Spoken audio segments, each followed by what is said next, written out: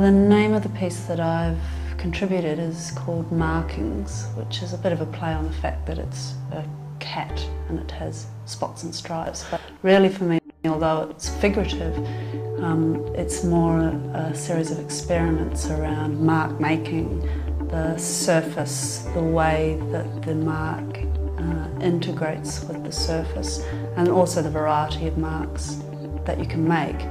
I tried to work really quickly to kind of keep ahead of my brain and to have that sort of opportunity for the accident of the mark.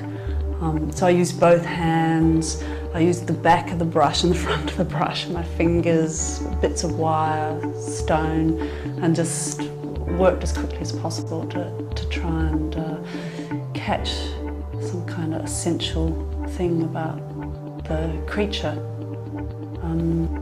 I also have been very attracted to cave drawings, and I like the way that the mark seems to be part of the surface, or the surface informs the mark. So I was experimenting with ways to create different surfaces, and so using different media, roughly gessoing the paper, acrylic, wax medium, oil bar, and to try and get almost that sense of the almost calligraphic, but also having the image and the surface very much sort of merging out of each other.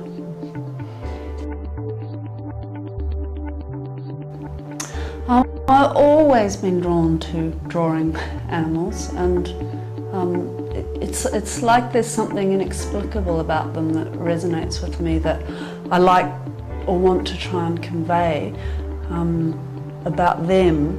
But I also kind of realise that the thing about them is something I kind of feel inside myself that is expressed through the creatures. He's a little strange little cat creature with spots and stripes. And actually more still and more gentle. I usually go for a sense of movement or almost foreboding or something, but this one has quite a gentle, tentative feel about it. So it's not a specific animal, it's actually... that's the interesting thing.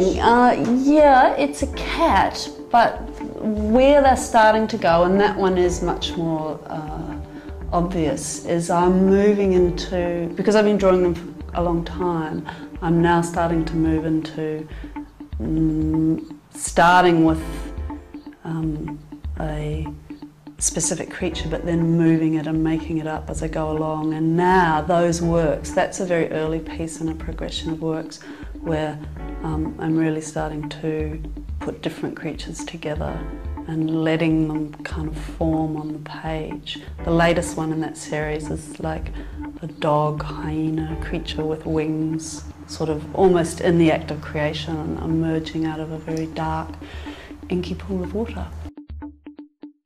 So the wing thing has actually also emerged into quite a fascination with birds.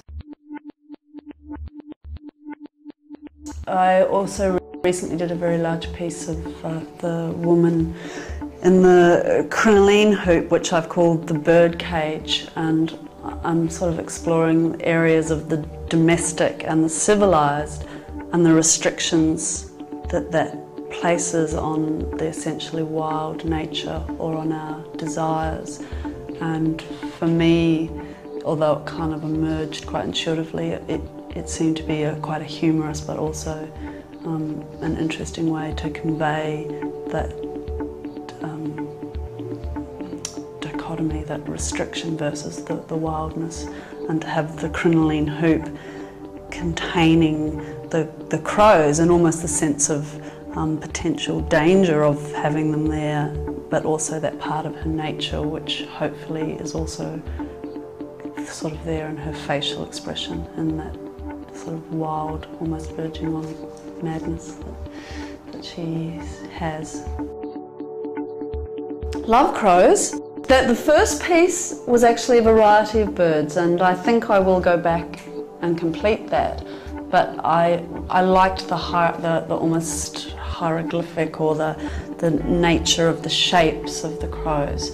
And I've also been very fascinated with this old English saying around crows, and you know that 1 is for bad news, 2 is for birth, 3 is a wedding, 4 is for mirth, and it goes through how many crows you see, and I kind of think that's a great sort of coda or key for a series of works where you kind of are talking about something with the image that's not immediately obvious.